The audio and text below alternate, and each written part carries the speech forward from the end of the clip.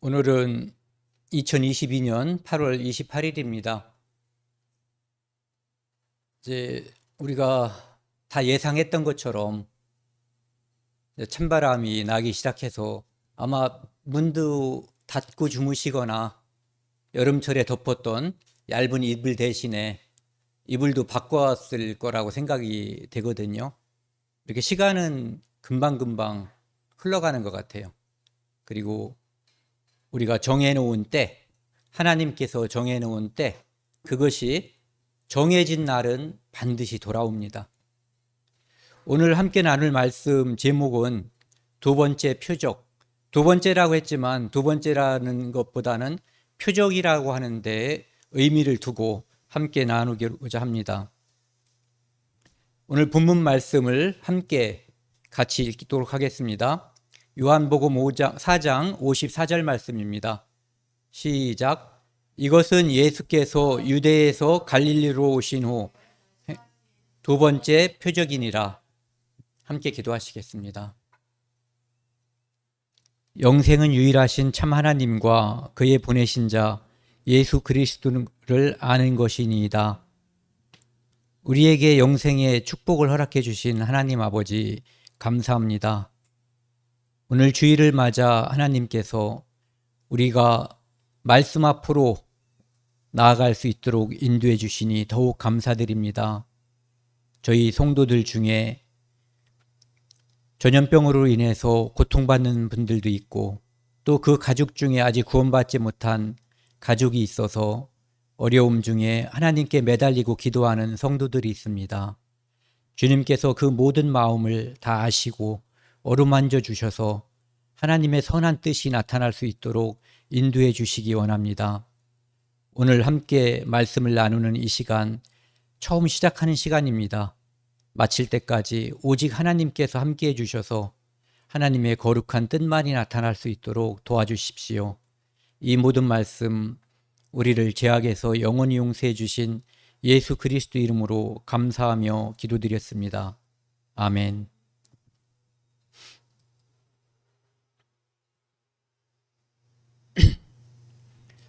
오늘은 지난주에 이어서 표적이라고 하는 제목으로 함께 말씀을 나누도록 하겠습니다. 오늘 이 본문 말씀은 지난번에 우리가 나누었던 요한복음 2절 말씀, 그러니까 예수님께서 가나의 혼인잔치에서 물로 포도주를 만든 그 사건을 이제 첫 번째 표적이라고 말씀하셨고요. 그것은 표적이라고 하는 것은 지난주에도 말씀드린 것처럼 다른 하나님께서 예수님께서 이 땅에 오셔서 보여준 기적이 많이 있거든요. 그 기적을 어떤 때는 이적이라고도 이야기하고 어떤 때는 표적이라고도 이야기하고 있는데 특별히 표적이라고 사용하는 이 단어를 선택한 이유는 그 표적을 통해서 예수님께서 하나님의 보내신 자, 이 땅에 오시는 그리스도이심을 증거하는 말씀이라는 의미를 가지고 표적이란 뜻을 쓰는 거예요. 단어는 다르지만 지난번에 말씀드린 것처럼 우리가 총을 쏘거나 활을 쏠 때 표적이 있잖아요. 단어는 그 단어하고 달라요. 그 단어하고 다르지만 그러니까 화살을 쏘고 있는 표적이 그 관역의 중심을 가리킨다는 의미에서 볼 때 여기서 말하는 이 표적은 예수 그리스도를 가르치고 있다라고 하는, 예수 그리스도를 가리키고 있는 거죠. 가르치고 있는 게 아니라. 그런 의미에서 보면은 그 두 표적은 비슷한 의미로도 쓰일 수가 있어요. 오늘 이 말씀은 예수님께서 예전에 이제 가나에 계셨잖아요. 그랬다가 가버나움을 통해서 그곳에 계시다가 다시 유대 땅으로 내려가셨어요. 저쪽 밑으로, 그러니까 예루살렘 성전이 있는 곳이죠. 그곳에 내려갔다가 그곳에서 우리가 잘 알고 있는 니고데모를 만나서 예수님께서 니고데모에게 거듭남에 대해서 이야기한 장소가 예루살렘이거든요. 그래서 그곳에서 있다가 그것이 이제 요한복음 3장에 나오는 일이에요. 그리고 이분이 다시 북쪽으로 올라가는 거예요. 지금 이제 예수님이 평상시에 주로 활동했던 곳, 사시던 곳 갈릴리로다가 가는 중간에 거기에 이제 사마리아라고 하는 지역을 만나거든요. 그곳에서 우리가 알고 있는 요한복음 4장에 나와 있는 수가성의 사마리아 여자, 그 여자와 만나서 그 여자에게 믿음을 선물하는 그 장면이 나오고요. 그 후에 이제 그 사마리아를 통해서 가나에 왔을 때 이제 다시 갈릴리 지역에 있는 가나로 온 거거든요. 그곳에서 이제 행한 두 번째 표적이다. 그러니까 지난번에 한번 보여준 그 표적, 물로 포도주를 만드는 그 표적을 통해서 예수, 사람들은 그가 마리아라는 여자와 요셉이라고 하는 남자의 아들로 알고 있어요. 그리고 목수집의 아들로 알고 있어요. 장남이죠. 근데 좀 특별하다 이 정도거든요. 근데 지난번에 그 가나에서의 물을 포도주로 만든 사건을 통해서 예수 그리스도, 예수님이 바로 그리스도, 이 세상을 구원할 자, 메시아임을 사람들에게 표시했던 거예요. 그리고 오늘 이 사건을 통해서 또 한 번 그분이 그리스도이심을 사람들에게 나타내기 위한 그 사건을 보여주는 거죠. 그래서 이 요한복음 오늘 읽었던 본문 말씀 말고요. 그 앞에 요한복음 4장 46절부터 오늘은 주로 4장 54절 말씀까지 말씀을 통해서 이제 나누고자 합니다. 46절 보면은요. 예수께서 다시 갈릴리 가나에 이르시니, 왜 다시 가나라고 했냐면은 예전에 가나에서 그 표적을 일으켰잖아요. 그런데 그곳으로 다시 오셨다 이런 뜻이에요. 이르니 전에 물로 포도주를 만드신 곳이라. 왕의 신하가 있어 그 아들이 가버나움에서 병들었더니, 그 당시에 예전에 예수님이 탄생했을 때 예수를 죽이라고 명령했었던 헤롯이 있잖아요. 헤롯 왕. 그 헤롯 왕은 이제 죽어서 이 땅에 없고 그의 아들 헤롯 안티파스라고 하는 왕이 있었는데 그 왕의 신하라는 거예요. 그 왕의 신하가 있어. 여기서 말하는 왕의 신하는 이제 왕 앞에서 왕과 상의하고 왕의 얼굴을 볼 수 있는 사람. 그러니까 왕의 공무원은 다 왕의 신하잖아요. 옛날 공무원들은. 그런데 특별히 고위직, 왕의 얼굴을 늘상 볼 수 있는 높은 신하라고 하는 의미를 가지고 있다라고 합니다. 그런데 그가 아무리 높은 신하였어도, 권세가 있어도 그 아들이 병들은 거예요. 그런데 이 병은 예를 들어서 팔을 잠깐 다친 그런 병이 아니라 오랫동안 건강하지 못한 채로 시름시름 앓다가 이제는 곧 죽을 것처럼 보이는 그런 종류의 병인 것 같아요. 그러니까 계속해서 의원들의 도움을 받았지만 아무런 효험이 없이 이제는 정말 위기에 처한 그런 상황에서 이제 예수님을 만나러 온 거예요. 그가 예수께서 유대로부터 갈릴리에 오심을 듣고 가서 청하되, 이 왕의 신하는 예수님에 대한 소문을 들었던 거예요.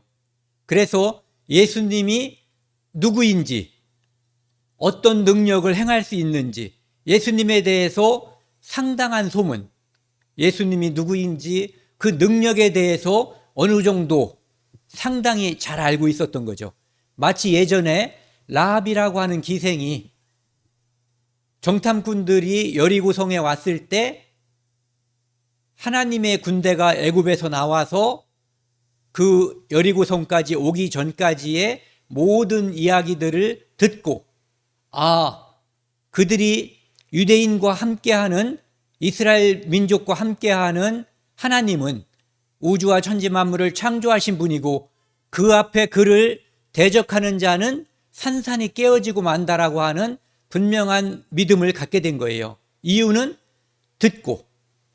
그래서 로마서 10장 17절에도 보면은 믿음은 들으면서 나며 들음은 그리스도의 말씀으로 말미암는다고 하는 것처럼 이 왕의 신하는 아마도 들었을 거예요. 또는 가나의 혼인잔치에서 직접 보았을 수도 있죠.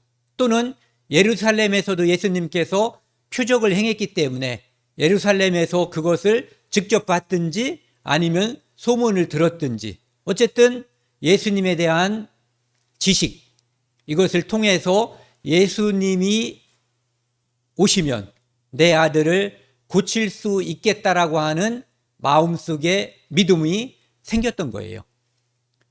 여기서 청하되라고 하는 것은 그런 의미를 가지고 있대요. 원래 의미에서는 반복적으로 계속 청한다는, 그러니까 한 번 말해서 나 시간 없어 했더니 네 안녕히 가세요 다음에 뵙겠습니다 이게 아니라 그가 뭐라고 대답하든 그거에 관계없이 올 때까지 계속해서 부탁하는 거예요.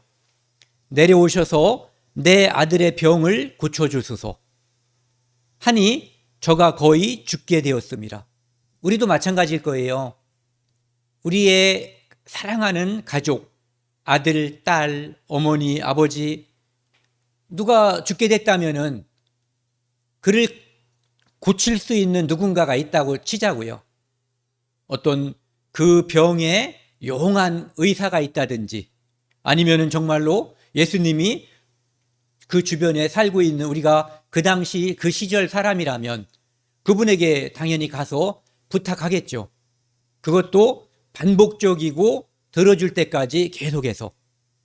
마치 그 누가복음 18장에 나오는 한 과부가 있었고 하나님을 두려워하지 않고 사람을 업신여기는 함부로 대하는 그 재판관이 있을 때 그 과부가 재판관한테 가서 나의 원한을 풀어달라고 이야기했을 때 가난하고 힘없는 과부가 이야기했는데 하나님도 두려워하지 않고 사람을 업신여기는 그 재판관이 금방 들어줄 리가 없잖아요.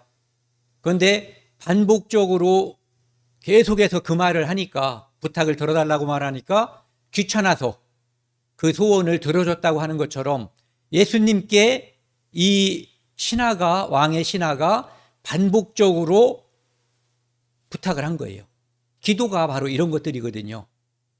기도는 우리가 하나님의 뜻에 합당한 것, 그것을 하나님께서 그것을 할 수 있다라고 하는 믿음을 가지고 계속해서 이루어질 때까지 하나님께 간구하는 거죠. 여기서 보면은 이 왕의 신하의 모습이 겉으로는 들어달라고 말로 하는 거지만 실제로 그 대상이 하나님이시고 그는 자기 스스로는 왕도 자기 아들을 고칠 수가 없는 거예요. 자기 왕의 신하는 물론이고 그리고 그 주변에 있는 의원들의 도움을 이미 다 받았을 거예요. 그래서 인간의 노력으로는 할 수 없다라는 걸 알고 예수님께 와서 이야기하는 거죠. 근데 예수님께서 이렇게 말씀하셔요. 48절 예수께서 가라사대 너희는 표적과 기사를 보지 못하면 도무지 믿지 아니하리라. 지금 간절하게 예수님께 와서 내 아들을 고쳐달라고 애원하는 이 왕의 신하에게 예수님은 너네는 이런 사람이야 라고 폄하하는 듯한, 그러니까 업신여기는 듯한 말씀을 하시는 거죠. 그 말씀은 의미는 그런 거예요.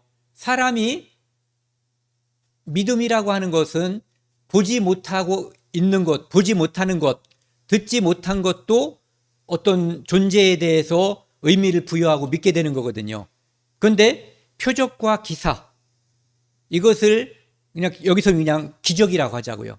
기적을 보지 못하면 도무지 믿지 못하는, 마치 도마와 같은 모습이죠. 예수님이 죽었다 살아났을 때 다른 제자들 앞에 예수님이 부활한 모습으로 나타났어요. 그때 도마는 그 자리에 없었거든요. 그리고 나서 제자들이, 그러니까 동료들이죠.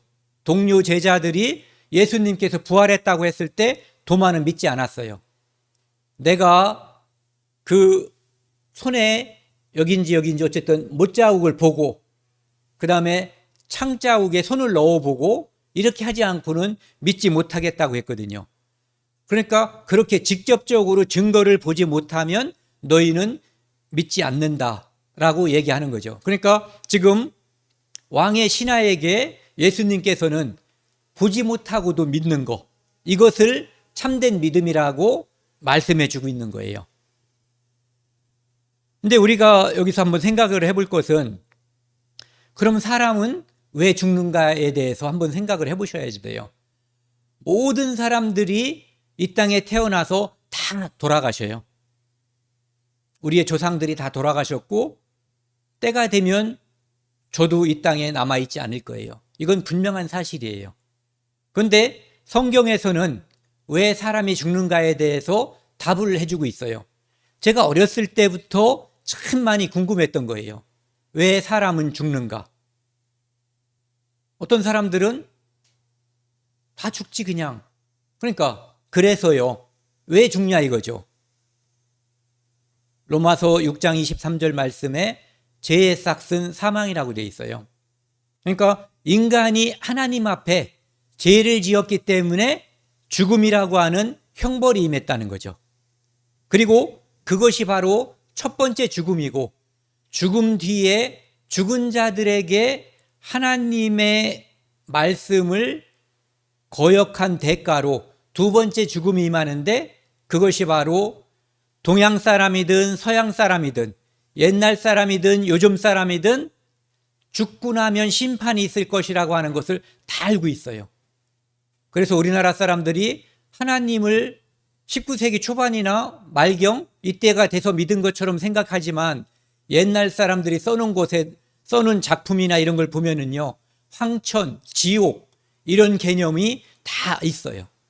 그들도 죽으면 심판받고 지옥 간다고 하는 것을 두려워하면서 살았어요.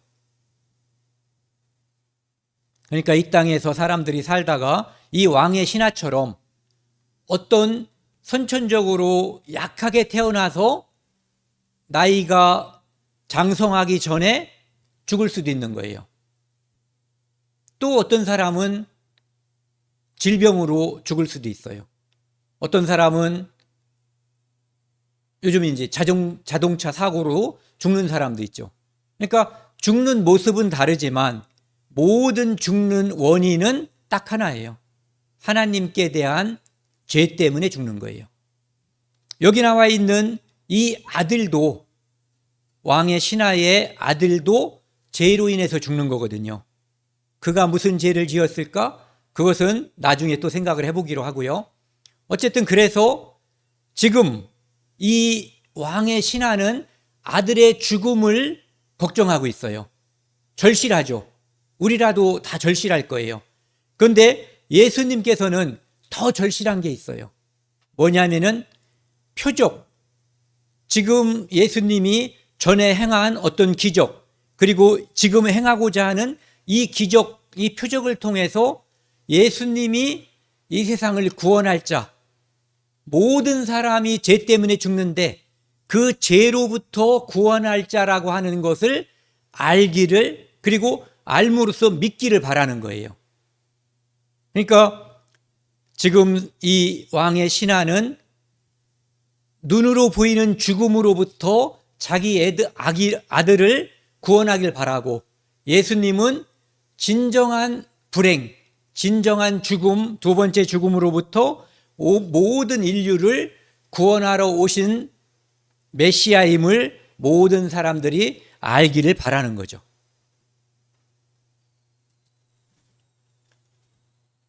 하지만 이 신하는 절실해요.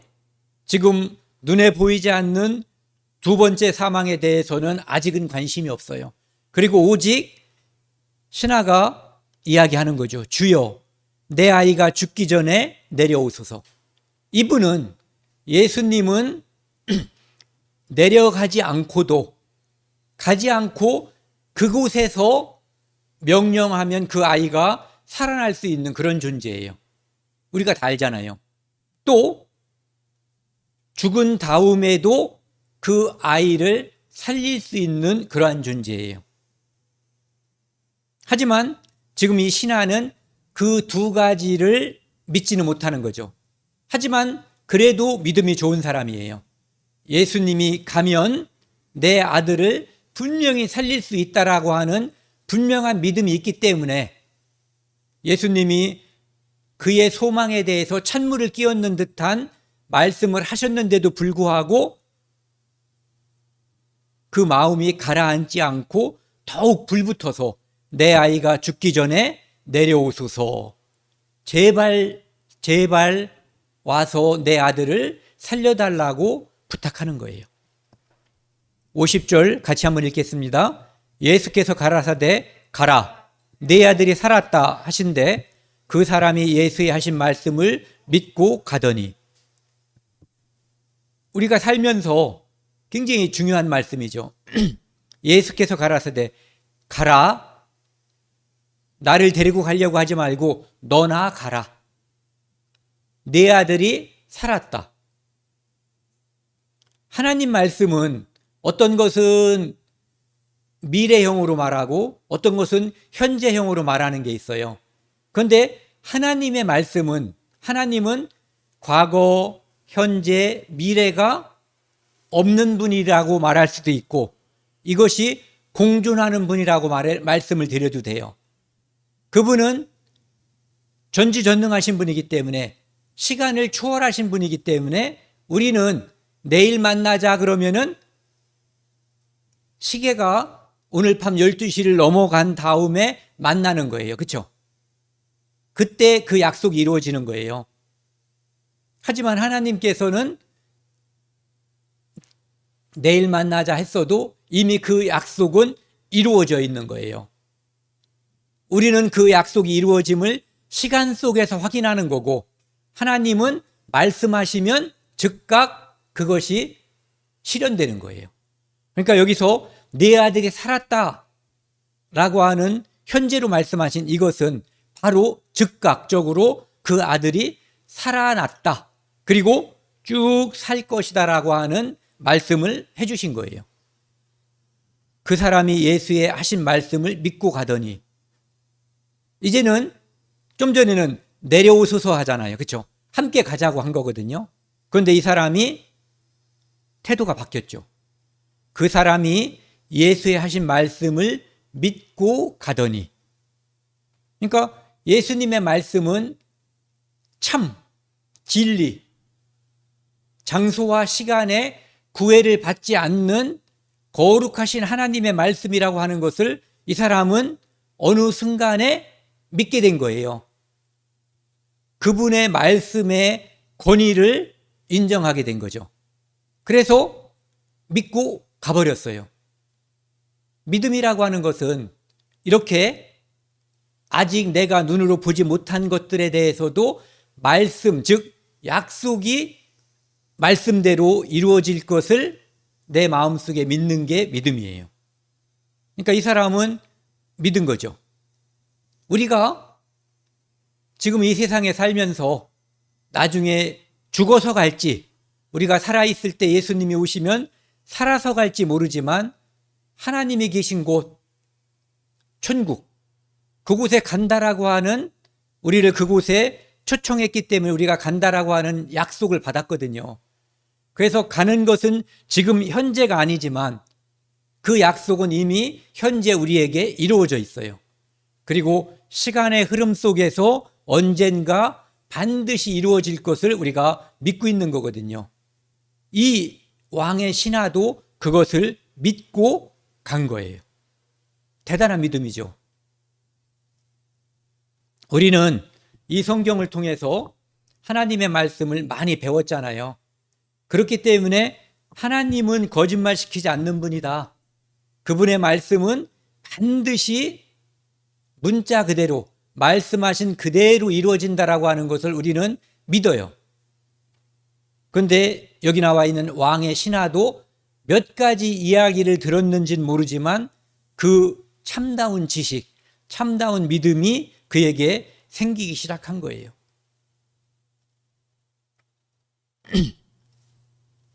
그리고 이제 내려가는 길에서 그 종들이 오다가 만나서 아이가 살았다 하거늘.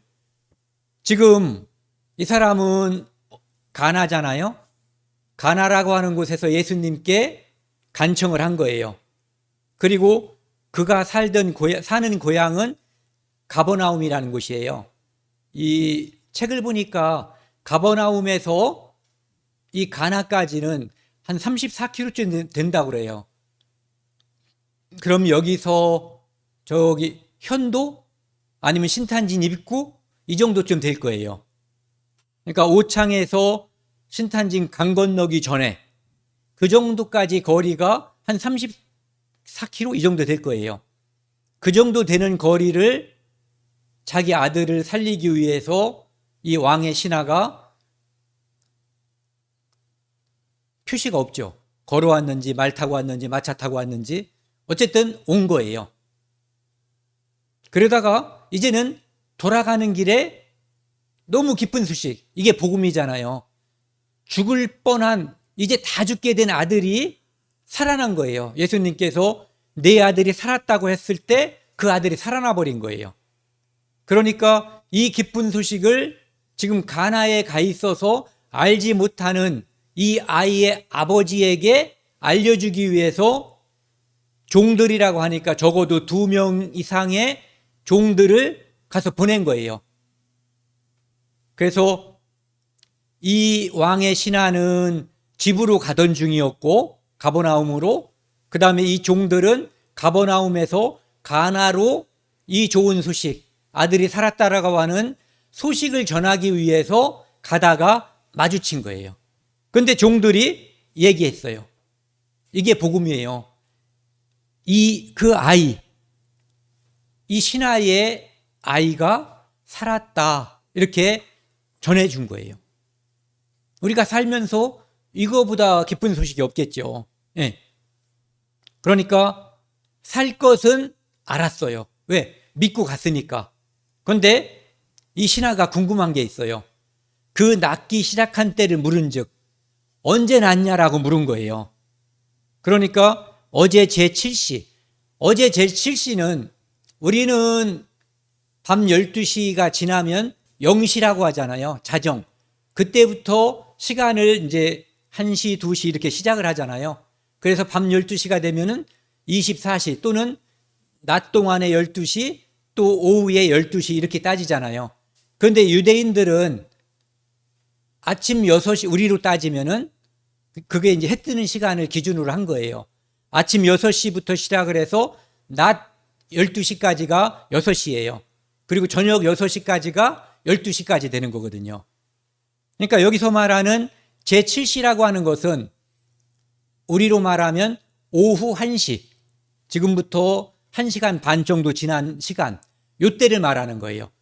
그때 열기가 떨어졌나이다. 그러니까 열병으로 인해서 이제 죽게 됐는데 열이 없어지고 아이가 소생했다는 거죠. 그러니까 그 아비가, 왕의 신하가 예수께서 내 아들이 살았다 말씀하신 그때 그 시간인 줄 알고 자기와 온 집이 다 믿으니라. 예수님께서 말씀만 하셨는데 그 아이가 죽어가다가 살아난 거예요. 그리고 그것을 알고 무엇을 알았냐면은 예수님의 말씀이 죽은 자를, 죽어가는 자를 살렸다라고 하는 그 능력이 있음을 이 왕의 신하의 간증에 의해서 그의 아내와 그의 가족들, 종들, 여기 있는 것처럼 온 집이 다 예수님이 누구신지, 그분의 말씀이 어떤 능력이 있는지에 대해서 알고 믿게 된 거예요. 우리가 이 땅에 살면서 예수 그리스도, 하나님, 이것을 내가 알고 나면은 누군가에게 전하고 싶잖아요. 그래서 전하게 되면은 그들도 하나님의 말씀을 받고 마음속에 믿음이 생기게 되거든요. 그 사도행전 16장에 보면은 루디아라고 하는 사람이 나와 있어요.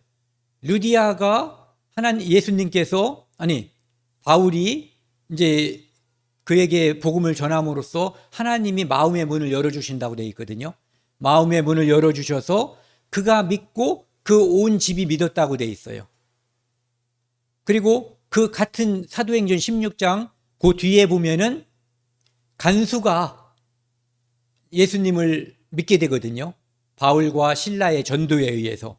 그리고 그때도 역시 너와 내 집이 믿게 된, 그러니까 그 간수와 간수의 가족들 온 집안이 믿게 됐다라는 표현이 나와 있어요.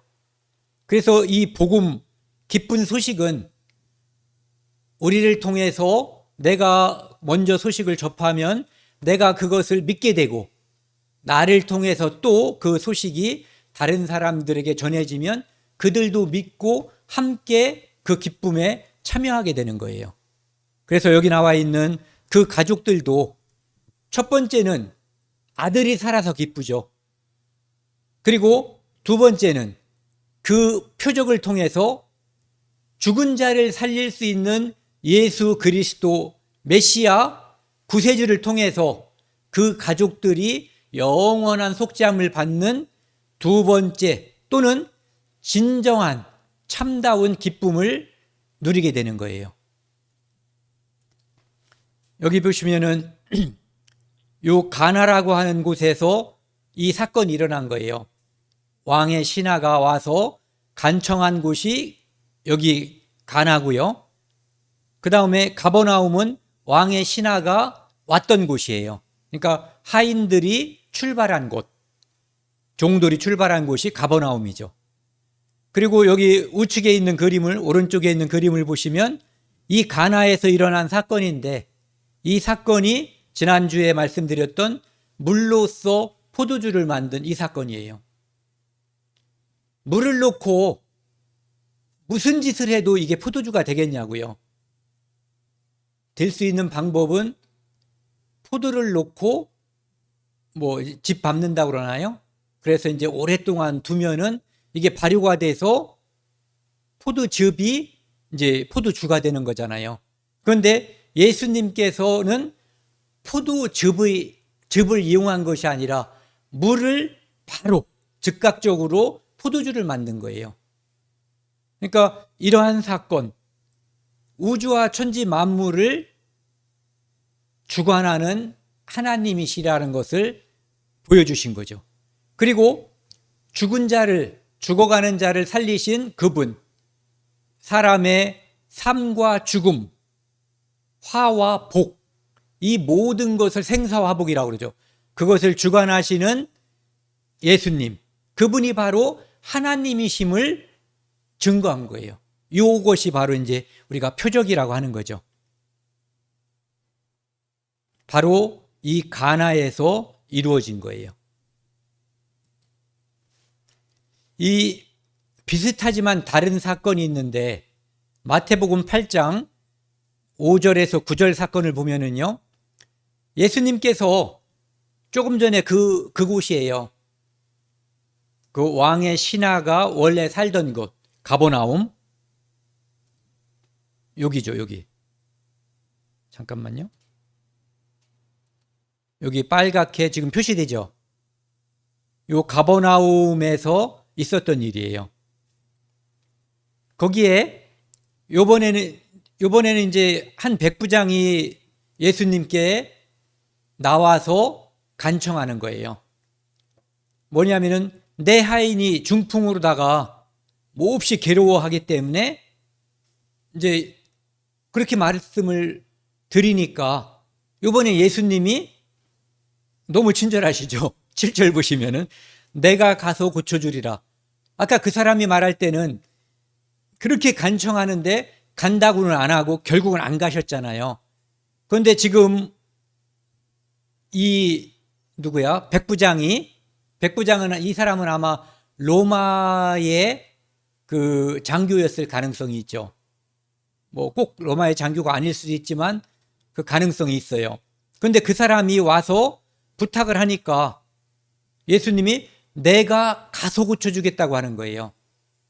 아마도 좀 전에 그 왕의 신하는 가지 않고는 고칠 수 없다라는 마음을 처음에 가졌던 것 같아요. 그러니까 예수님이 가지 않고도 고칠 수 있는 분이라고 하는 것을 알려주신 거죠.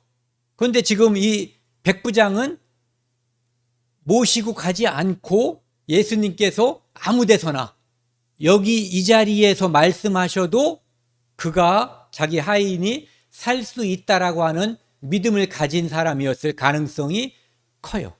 그러니까 가소구초조겠다고 말씀하시거든요. 그런데 백부장이 8절 같이 한번 읽겠습니다. 백부장이 대답하여 이르되 주여 내 집에 들어오심을 나는 감당하지 못하겠사오니 다만 말씀으로만 하옵소서. 그러면 내 하인이 낫겠사옵나이다. 대단하죠. 오실 거 없고 무시해서가 아니라 나는 감당할 수가 없다는 거예요. 우리 집에 오시는 거를. 그러니까 말씀만 하셔도 내 하인이 나을 거다라는 믿음을 갖고 있는 거예요. 10절도 아니 9절도 함께 읽겠습니다. 나도 남의 수하에 있는 사람이요 내 아래에도 군사가 있으니 이더러 가라 하면 가고 저더러 오라 하면 오고 내 종도로 이것을 하라 하면 하나이다. 백부장은 이분 지금 사람의 형체를 가지고 있는 예수님을 우주와 천지 만물을 창조하시고 지금도 운영하시는 바로 창조주 하나님으로 분명히 알고 믿고 있는 거예요. 장교들이 밑에 있는 사람에게 야, 너 저기 가서 반매라 그러면 반매는 것은 좋은 예가 아니네요. 뭐 보초를 서라 그러면 보초를 서고 저쪽에 가서 싸워라 그러면 싸우는 거잖아요. 이제 그만하고 오라고 하면 오는 거죠. 나 같은 사람이 내 부하에게 명령을 해도 그것이 이루어지는데 예수님께서 하나님께서 명령하시면 가버나움에 있는 그 내 하인의 중풍병이 당연히 낫지 않겠나라고 하는 분명한 믿음을 갖고 있는 거죠. 그리고 제가 이제 여기 옮기진 않았지만 10절에 보면은 예수님께서 감탄하셔요. 그래서 이스라엘 중에 이만한 믿음을 가진 사람을 예수님이 보지 못했다라고 칭찬하는 거죠. 예수님께서 도마에게 나타나셔서 도마가 못자국을 보고 창자국에 손을 넣어보고 나의 주시며 나의 하나님이시니이다라고 고백하고 믿게 됐을 때 너는 본고로 믿느냐 보지 못하고 믿는 자에게 복이 있다라고 말씀하시거든요. 여기서 중요한 것은 보지 못하고 믿는 자에게 복이 있다, 더 복이 있다는 뜻이지 누구든지 보지 못하고 믿어야 된다라고 하는 전제를 말하는 게 아니에요. 보고 만져보고라도 믿게 되는 것이 진정한 복이에요. 안 보고 믿는다면 더 큰 복이지만 내가 눈을 감고 귀를 막고 듣지 않고 보지 않고 무엇을 거절하고 거부하는 이 성경을 통해서 우리가 영생을 얻을 수가 있는데 이 성경을 배우려고도 하지 않고 들으려고도 하지 않고 마음을 닫아버리는 그것이 문제가 있는 거예요. 어떤 사람은 성경을 3시간만 듣고도 정말 하나님이 계신 것 같네요 라고 믿음이 주어지는 사람도 있고 1차적인 믿음이죠. 또 어떤 사람은 10시간, 20시간 듣고 마음에 믿어지는 사람도 있는 거예요. 그래서 무엇을 얼만큼 보고 얼만큼 듣고 믿는 것보다 반드시 믿음이 이루어질 때까지 끝까지 듣고 결국은 이 기쁜 소식을 하나님이 주신 선물로 받아들이는 것이 진정한 기쁨이고 선물이게 되는 거거든요. 그게 중요한 거예요. 얼만큼 빨리 늦게 이게 중요한 것이 아니라 하나님께서 우리가 죽기 전까지 그 숙제를 해내길 바라는 거예요. 어떤 숙제? 이 땅에 오셨으면은 영생이라고 하는 가장 소중한 선물, 이 땅에서는 그것만 받으면 이 삶의 태어난 목표가 달성되는 거예요. 우리가 큰 건물을 가지고 있는 부자가 아니어도 많은 지식을 가지고 있는 뭐 박사나 무슨 교수가 아니어도 대통령이 아니어도 운동선수가 아니어도 상관없어요. 오직 성경을 통해서 하나님이 우리에게 주시고자 하는 영생의 선물을 받았으면 그 사람의 삶은 성공, 대성공인 거예요. 딱 한 가지 필요한 것을 이룬 거예요. 너희는 먼저 그의 나라와 그의 의를 구하라고 했는데 그것을 받은 거예요. 죽기 전에 받으면 성공하는 거예요. 그런데 언제 죽을지 모르기 때문에 그것을 사모하고 기도함으로써 먼저 그것을 받아놓고 나머지 것을 우리는 부차적인 선물로 받아가면서 살면 되는 거예요.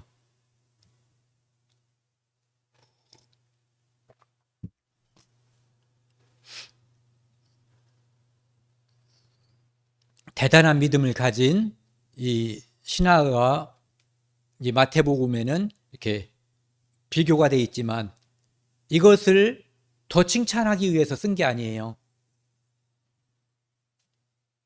반드시 간절히 원하면, 그분이 하나님이심을 알고 원하고 기도하면 하나님께서는 생명을 주신다고 하는 것을 우리가 알아야 된다는 거죠. 이사야 9장 1, 2절에 보시면은요, 이것은 이제 아까 그 지역이 있잖아요. 갈릴리 지역. 그 지역은 고통받고 힘들게 살던 그런 지역이에요. 우리도 이 땅에서요, 많은 돈을 가지고 살거나 많은 권력을 가지고 산 사람보다 이 땅에서 어려움을 느끼고 슬픔을 많이 경험한 사람이 예수님을 믿게 되는 가능성이 훨씬 높아요. 왜? 그런 사람은 인생이 무엇인지, 내가 이 삶의 고통에 대해서 하나님께 질문하고 그분에게 기도하게 되어 있어요. 그래서 고통받는 곳에 축복이, 슬픔 있는 사람에게 하나님을 발견하는 축복이 있을 가능성이 더 높아요. 여기 보면은 이사야 9장 1절에 전에 고통받는 사람들에게는 흑암이 없으리로다. 이 지역이 아까 우리가 봤었던 갈릴리 지역이에요. 그 지역은 역사적으로 이제 남북으로 이스라엘이 갈라져 있을 때 아수르가 이렇게 쳐들어오면은 어디부터 침략을 하겠어요? 북쪽, 이스라엘의 북쪽을 먼저 침략하는 거예요. 그러니까 그곳이 쑥대밭이 되는 거죠. 그리고 나중에 바벨론이 쳐들어올 때도 밑으로 쳐들어오는 것이 아니라 그 위를 통해서 쳐들어오게 돼요. 그러니까 거기 사람들이 훨씬 더 많은 고통을 당하게 되어 있어요. 그리고 예루살렘에서 더 멀리 떨어져 있기 때문에 어떤 하나님에 대한 지식 이런 것들도 이방인들이 거기에 많이 살았거든요. 이스라엘이 멸망하고 나서부터는 더 그렇게 된 거죠. 그러니까 사람의 눈으로 보면 저주받은 땅처럼 보이는 거예요. 그런데 여기 보시면은 옛적에는 여호와께서 스불론 땅과 납달리 땅, 아까 그 지역이거든요. 땅이 멸시를 당하게 하셨더니 적들이 이방인 군대가 쳐들어왔을 때 엄청난 고통을 받게 한 거예요. 후에는 해변길과 요단 저쪽 지방의 갈릴리를 영화롭게 하셨느니라. 좀 전에 보여드렸던 지도를 다시 한번 보여드릴게요. 갈릴리, 지금 예수님께서 활동하고 있는 그 지역을 넓게 보면은 갈릴리인 거예요. 여기 우리가 오창인데 넓게 보면 청주잖아요. 그렇게 가나가 또는 가버나움이 갈릴리에 포함되어 있는 것처럼 오송도, 오창도 청주에 포함되어 있는 그런 것을 이야기하는 거예요. 그래서 2절에 흑암에 행하던 백성이 큰 빛을 보고 예수님이 이 땅에 나타나서 여러 가지 빛을 보여주고 이적을 보여주고 그들에게 축복해주고 선물을 주실 것을 예수님이 탄생하기 전에 이야기를 해놓으신 거예요. 예언한 거죠. 사망의 그늘질 땅에 거주하던 자에게 빛이 비치도다. 그래서 예수님이 이곳 갈릴리에서 활동하고 그들에게 축복하실 것을 말씀하고 있어요. 바로 여기거든요. 여기 점점점점 찍혀져 있는 데 있잖아요. 여기가 갈릴리예요.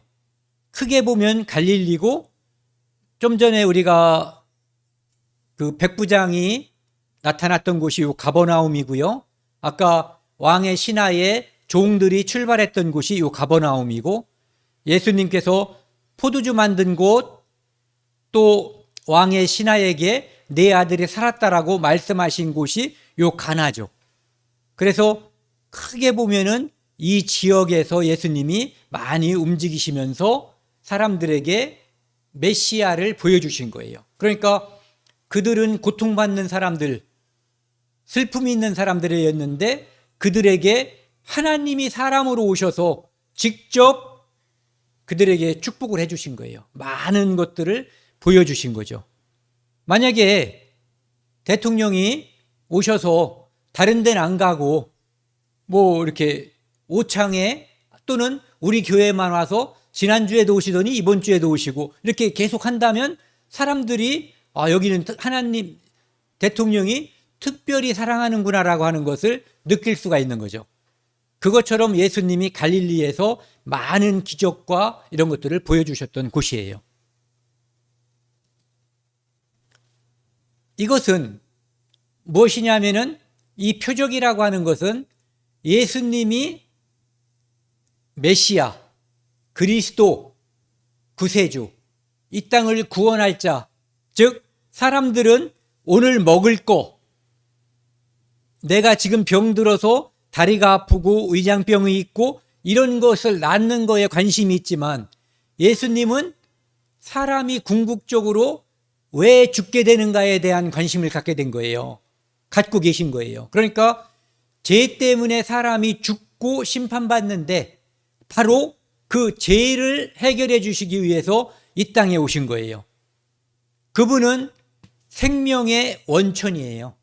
그분이 이 세상에 우리 눈으로 보이는 것들, 우리 사람, 강아지, 사자, 호랑이, 무슨 풀, 꽃, 새, 고래, 이 모든 것들, 그 다음에 우주에 질서정연하게 돌아가고 있는 해와 달과 별들, 이 모든 것들에게 생명을 주시고 그들이 질서 있게 움직이게 해주신 분이 하나님이셔요. 그분이 갈릴리에 사람으로 오셔서 포도주도 만들어 주셨고, 왕의 신하의 아들을 낫게 해주셨고, 백부장의 신하에게 중풍병으로부터 해방을 시켜주셨고, 그분이에요. 그 표적은 바로 진실로 생명의 원천이 주께 그리스도께 있사오니 주의 비단에서 우리가 빛을 보리이다. 예수님이 이 땅에 참빛으로 오신 분이거든요. 햇빛은 참빛이 아니에요. 저 빛은 하나님께서 만드신 빛이에요. 그래서 때가 되면 하나님께서는 저 빛을 사라지게 하실 거예요. 그리고 참빛이신 하나님께로부터 나오는 그 빛만이 영원할 거예요. 이런 것들은 하물며 더더욱 참빛이 아니죠. 태양빛도 참빛이 아니기 때문에.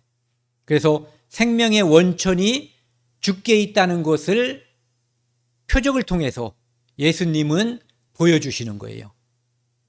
죽은 나사로를 살리신 분이에요. 그분이 바로 하나님이심을 알려주시는 거예요. 죽어도 살겠고 무릇 살아서 나를 믿는 자는 영원히 죽지 아니하리라. 이것을 내가 믿느냐? 그것을 선물로 주시기 위해서 이 땅에 오신 분이에요. 지난번에 우리가 살펴봤던 요한복음 2장 9절에서 11절 말씀이요. 여기 보시면은 예수께서 첫 표적을, 오늘 표적은 두 번째 표적이죠. 갈릴리 가나에서 행한 표적. 전체적으로 보면 몇 번째 표적인지 몰라요.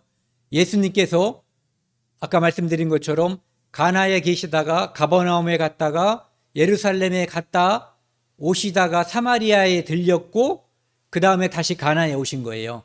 그래서 예루살렘에서 많은 표적을 행하셨거든요. 여기 보면은 예수께서 이 첫 표적을 갈릴리 가나에서 행하여 그의 영광을 나타내심에 제자들이 그를 믿으니라.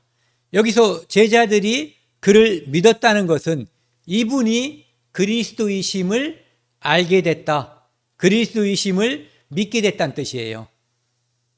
그것을 위해서 보여주신 기적이 바로 표적이라고 하는 거죠. 그리고 오늘은 예수님께서 여기 나와 있는 것처럼, 좀 전에 보여드린 것처럼 생명의 원천이심을 보여주신 거예요. 그래서 그 왕의 신하와 그 가족들이, 그 집안이 다 그분이 생명의 원천이신 메시아 그리스도이심을 믿게 된 거거든요. 그것을 위해서 보여준 기적을 우리는 표적이라고 하는 거예요. 그래서 가나에서 보여주신 두 번째 표적.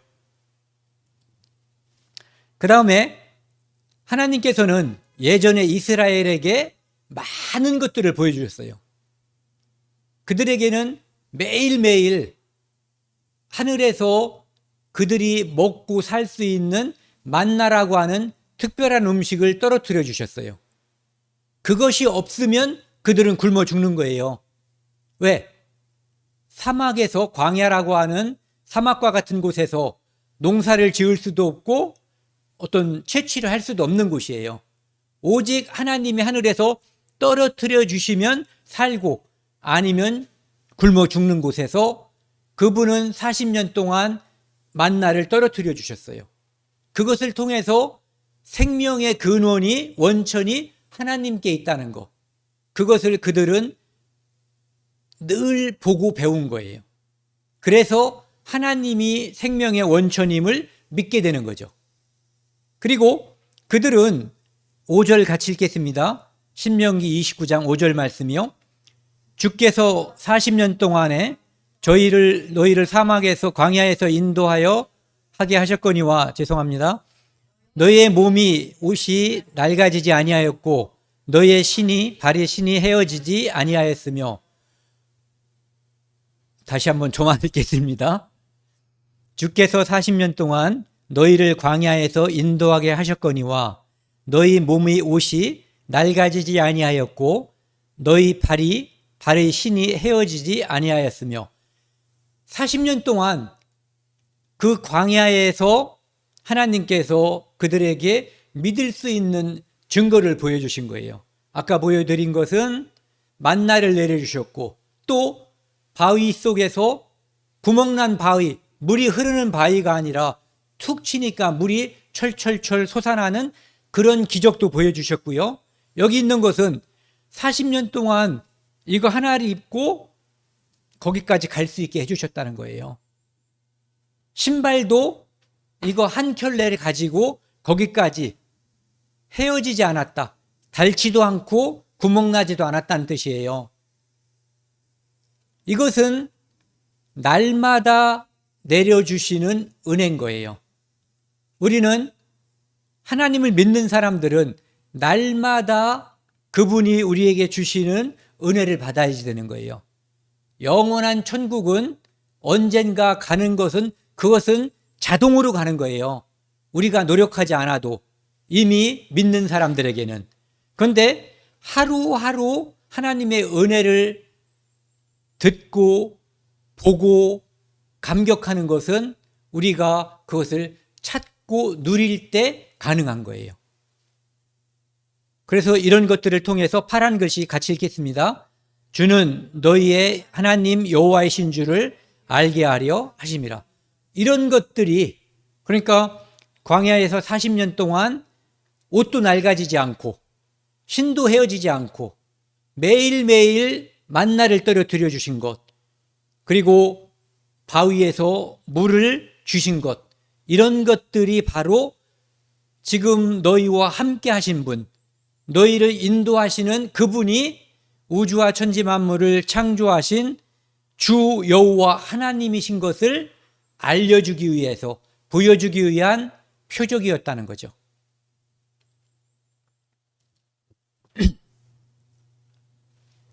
요한복음 2장 18절 22절에 보면은요, 이 유대인들이 예수님께 무슨 표적을 우리에게 보이겠느냐, 네가 하나님의 아들이면 그리스도면 보여달라는 거예요. 표적을.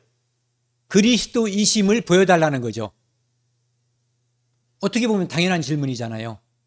그런데 예수님께서 19절에 보면은 이 성전을 헐라. 지금 그들이 있는 곳은 성전이에요. 이 성전은 헤롯 대왕이 지은 거예요. 그래서 46년 동안 지은 성전이에요. 이 성전을 헐라 내가 사흘 안에 일으키리라.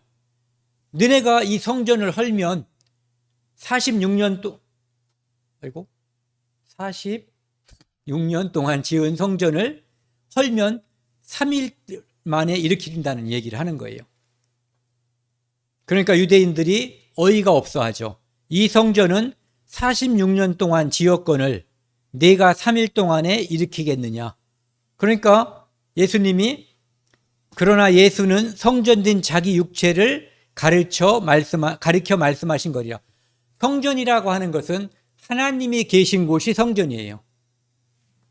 천국이 성전이고 에덴 동산이 성전이었고 이스라엘 사람들이 광야에서 나와서 성막을 짓고 하나님을 섬길 때 성막의 지성소 안에 법궤 그곳이 있는 그곳이 성전이었어요.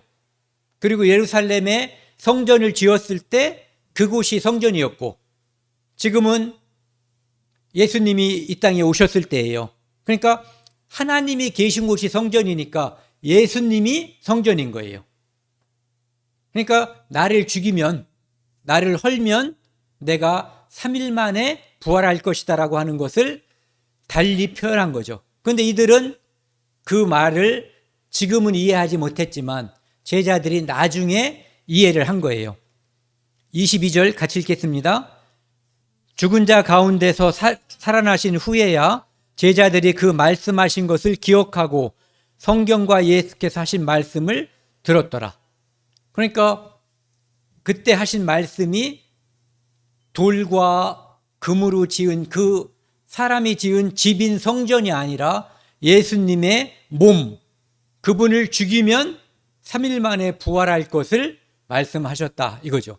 이것이 예수님께서 말씀하시는 가장 큰, 어떻게 보면 다른 표적들은 다 사라진다고 해도 이 표적을 통해서 너희들이 내가 그리스도이심을 믿으라고 보여준 표적이에요. 그것이 바로 요나의 표적인 거죠.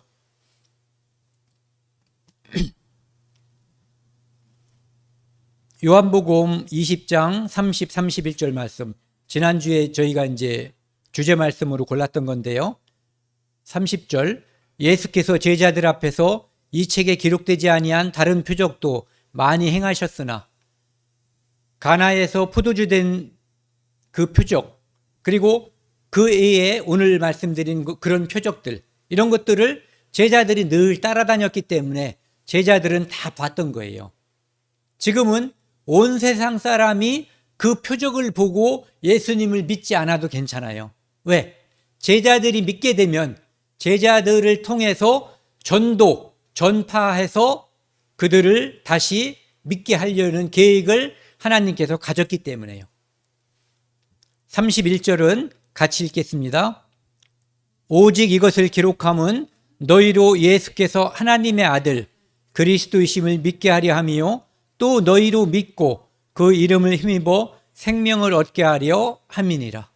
이 모든 것을 기록한 이유가 오늘 제가 여러 번 반복해서 말씀드렸지만 딱 하나, 예수님이 이 땅을 구원하러 오신 분, 죄 때문에 죽는 인간을 죄로부터 해방해주고 죽음으로부터 해방해주고 영원한 심판으로부터 건져주시는 그리스도, 메시아, 구세주임을 알게 하기 위해서 그리고 그 이름 예수, 자기 백성을 그들의 죄에서 구원할 자이심을 알고 그 이름을 힘입어 즉 예수라는 이름, 구원자라는 이름을 힘입어서 생명, 영생을 얻게 하기 위해서 예수님이 이 땅에 오셨다 이렇게 말씀하신 거예요. 오늘은 여기까지 하고요. 한 주간 이 말씀, 하나님께서 이 땅에 예수 그리스도를 보내주신 이유가 바로 그 표적을 통해서 예수님이 그리스도이심, 그리고 그리스도는 우리 죄를 영원히 용서하는 분이라고 하는 것을 알게 해주시기 위해서 보냈다는 그 사실을 늘 마음속에 두고 사는 한 주간이 됐으면 좋겠습니다. 함께 기도하시겠습니다. 하나님 아버지 감사합니다. 오늘 요한복음을 통해서 두 번째 표적이라는 제목을 통해 예수 그리스도께서 이 땅에 오셔서 그분이 그리스도이심을, 구세주이심을 밝히 드러내기 위해서 보여준 표적에 대해서 함께 나누었습니다. 이 땅에서 우리는 눈에 보이는 것을 찾고 눈에 보이는 것만을 믿고 의지하는 어리석음을 범할 때가 많이 있습니다. 보이지 않는 하나님을 말씀을 통해서 믿고 알게 해주신 것을 감사드립니다. 우리 성도 중에 아픈 가족들이 있습니다. 또한 아직 믿지 않는 가족들로 인해서 하나님께 늘 간구하는 믿음의 식구들이 있습니다. 하나님께서 그 마음을 어루만져 주셔서 우리가 예수 그리스도가 하나님의 아들 그리스도이심을 믿고 영생을 얻을 수 있는 그 선물을 얻기를 원합니다. 이 모든 말씀 우리를 죄악에서 영원히 용서해 주신 예수 그리스도 이름으로 감사하며 기도드렸습니다. 아멘.